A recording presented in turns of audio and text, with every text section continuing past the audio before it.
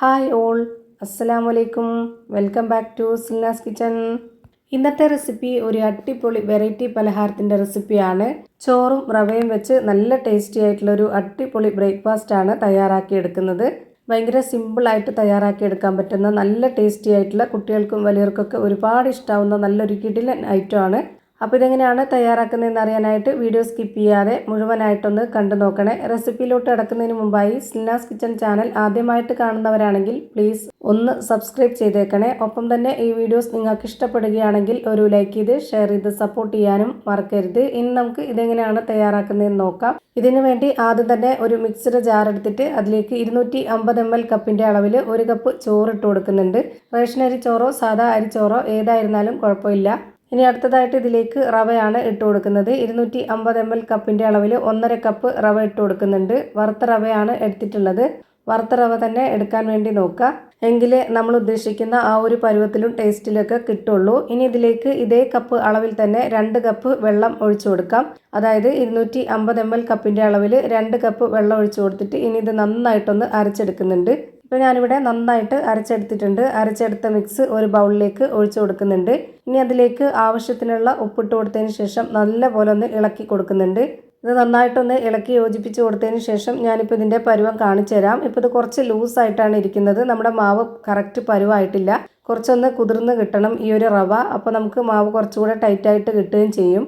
അപ്പോൾ അതിന് വേണ്ടിയിട്ട് ഒരു 30 മിനിറ്റ് നേരം ഇതൊന്ന് റെസ്റ്റ് ചെയ്യാനായിട്ട് മാറ്റി വെച്ചിരിക്കാം. അടുത്തതായിട്ട് സ്റ്റവിലേക്ക് ഒരു പാൻ വെച്ച് കൊടുത്തിട്ട് ഫ്ലെയിം ഓൺ ആക്കിയതിന് ശേഷം അതിലേക്ക് കുറച്ച് ഓയിൽ ഒഴിച്ചു കൊടുക്കാം.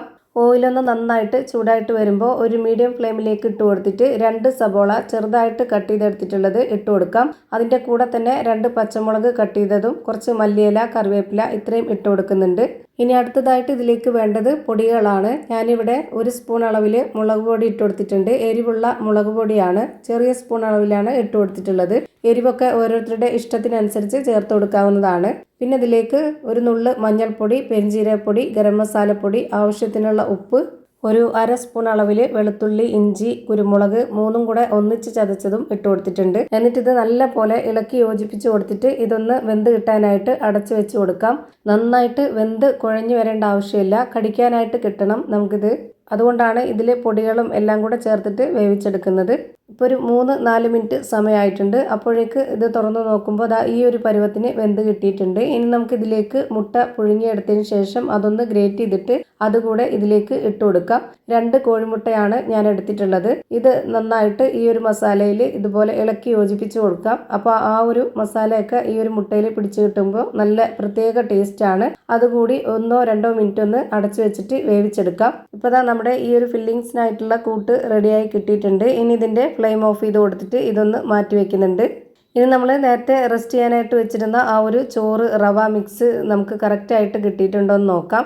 ഇതുപോലൊരു കയ്യിൽ വെച്ചിട്ട് ഇളക്കി കൊടുത്ത് നോക്കുമ്പോൾ നമുക്ക് മനസ്സിലാവും മാവ് നന്നായിട്ട് കുറുകി വന്നിട്ടുണ്ട്. അതുപോലെ റവയൊക്കെ നന്നായിട്ട് കുതിർന്ന് വന്നു. ഇതാണ് ഇപ്പോൾ ഈ ഒരു മാവിൻ്റെ കറക്റ്റ് പരുവം. ഇനി നമ്മളിത് ആവിയിലാണ് വേവിച്ചെടുക്കുന്നത്. അതിന് വേണ്ടിയിട്ട് ഞാനിവിടെ സ്റ്റവിലേക്ക് ഒരു കടായി വെച്ച് കൊടുത്തിട്ടുണ്ട്. അതിലേക്ക് കുറച്ച് വെള്ളം ഒഴിച്ച് കൊടുത്തതിന് ശേഷം ഒരു റിങ്ങും ഇറക്കി വെച്ച് കൊടുത്തു. ആ ഒരു റിങ്ങിനൊപ്പം നിൽക്കുന്ന വെള്ളം വെച്ചാൽ മതി. എന്നിട്ട് നമ്മൾ ഇഡ്ഡലിത്തട്ട് ഇതുപോലെ ഒന്ന് അതിന് മുകളിലേക്ക് വെച്ച് കൊടുക്കുക. ഈ ഒരു തട്ടിൽ മുഴുവനായിട്ടും ഞാൻ ഓയിൽ നന്നായിട്ട് സ്പ്രെഡാക്കി കൊടുത്തിട്ടുണ്ട്. ഇനി നമുക്ക് ഇതിലേക്ക് ആ മാവ് കുറച്ച് ഒഴിച്ചു കൊടുക്കാം, ഈ ഒരു 4 കുഴിയിലും. എന്നിട്ട് ഇതിന് മുകളിലേക്കായിട്ട് ഇതുപോലെ 1 സ്പൂൺ അളവിൽ നമ്മൾ തയ്യാറാക്കി എടുത്തിട്ടുള്ള ആ ഒരു മസാല വെച്ച് കൊടുക്കുന്നുണ്ട്. ആവിയിൽ വേവിക്കുമ്പോൾ ഇതേപോലെ തന്നെ വേവിച്ചെടുക്കണമെന്ന് നിർബന്ധമൊന്നുമില്ല. നമ്മൾ സാധാരണ ഇഡ്ഡലിച്ചെമ്പിൽ വെള്ളം വെച്ചതിന് ശേഷം അതിനുള്ളിലേക്ക് നമ്മുടെ ഈ ഒരു ഇഡ്ഡലി തട്ട് ഇറക്കി വെച്ച് കൊടുത്തിട്ട് അതിലും ഇതേപോലെ ചെയ്തിട്ട് വേവിച്ചെടുക്കാവുന്നതാണ്. ഞാനിപ്പോൾ എല്ലാ കുഴിയിലും ഇതുപോലെ ഫില്ലിങ്സ് വെച്ച് കൊടുത്തിട്ടുണ്ട്. ഇനി അതിന് മുകളിലേക്ക് വീണ്ടും മാവ് ഒഴിച്ചു കൊടുക്കാം. ആ ഒരു കുഴിക്കകത്ത് നിൽക്കുന്ന രീതിയിൽ മാത്രം മാവ് ഒഴിച്ചു കൊടുക്കുക. എന്നിട്ട് ഇത് അടച്ചു വെച്ചിട്ടൊന്ന് വേവിച്ചെടുക്കണം. മുട്ട കൊണ്ട് മാത്രമല്ല, ഇതേപോലെ തന്നെ ചിക്കനിലും ബീഫിലും എല്ലാം തയ്യാറാക്കി എടുക്കാവുന്നതാണ്. ഇനി ഇത് അടച്ചു വെച്ച് കൊടുത്തതിന് ശേഷം ഒരു 15 മിനിറ്റ് നേരം ലോ ഫ്ലെയിമിൽ ഇട്ട് കൊടുത്തിട്ട് നന്നായിട്ട് വേവിച്ചെടുക്കുക. അപ്പോൾ ദാ നല്ല ടേസ്റ്റി ആയിട്ടുള്ള ഒരു അടിപൊളി പലഹാരം റെഡിയായി കിട്ടിയിട്ടുണ്ട്. ഇനി നമുക്ക് ഇത് ഇളകി കിട്ടാനായിട്ട് ഇതിന് മുകളിലേക്കായിട്ട് കുറച്ച് വെള്ളം ഒഴിച്ചു കൊടുക്കുന്നുണ്ട്. ഇതുപോലെ ഒന്ന് കുടഞ്ഞ് ഒഴിച്ചു കൊടുത്താൽ മതി. എന്നിട്ട് നമുക്ക് ഇതുപോലെ സ്പൂൺ വെച്ചിട്ടൊന്ന് ഇളക്കി കൊടുക്കാം. പെട്ടെന്ന് ഇളകി കിട്ടും. ഇതേപോലെ എല്ലാ മാവും വേവിച്ചെടുത്ത് ഇതുപോലെ ഒരു പ്ലേറ്റിലേക്ക് മാറ്റിയിട്ടുണ്ട്. അപ്പോൾ നല്ല ടേസ്റ്റി ആയിട്ടുള്ള സോഫ്റ്റ് ആയിട്ടുള്ള ഒരു അടിപൊളി ബ്രേക്ക്ഫാസ്റ്റ് റെഡിയായി കിട്ടി. ഇനി ഇതിൻ്റെ അകം എങ്ങനെയാണ് ഇരിക്കുന്നതെന്ന് അറിയാനായിട്ട് ഇതൊന്ന് പൊട്ടിച്ച് കാണിക്കുന്നുണ്ട്. അപ്പോൾ ഇത്രയേ ഉള്ളൂ ഇന്നത്തെ വീഡിയോ ഇഷ്ടമായാൽ ലൈക്ക് ചെയ്യാനും കമൻറ്റ് ചെയ്യാനും ഷെയർ ചെയ്യാനും മറക്കരുത്. അതുപോലെ തന്നെ ഞാനിടുന്ന പുതിയ വീഡിയോസ് നോട്ടിഫിക്കേഷനായിട്ട് കിട്ടുന്നതിന് വേണ്ടി സബ്സ്ക്രൈബ് ചെയ്ത് ബെല്ലൈക്കൺ അമർത്തി അതിൽ ഓൾ എന്ന ഓപ്ഷൻ എനേബിൾ ചെയ്ത് കൊടുക്കാനും മറക്കരുത്. പുതിയൊരു വീഡിയോയുമായി വീണ്ടും വരും. Thank you for watching.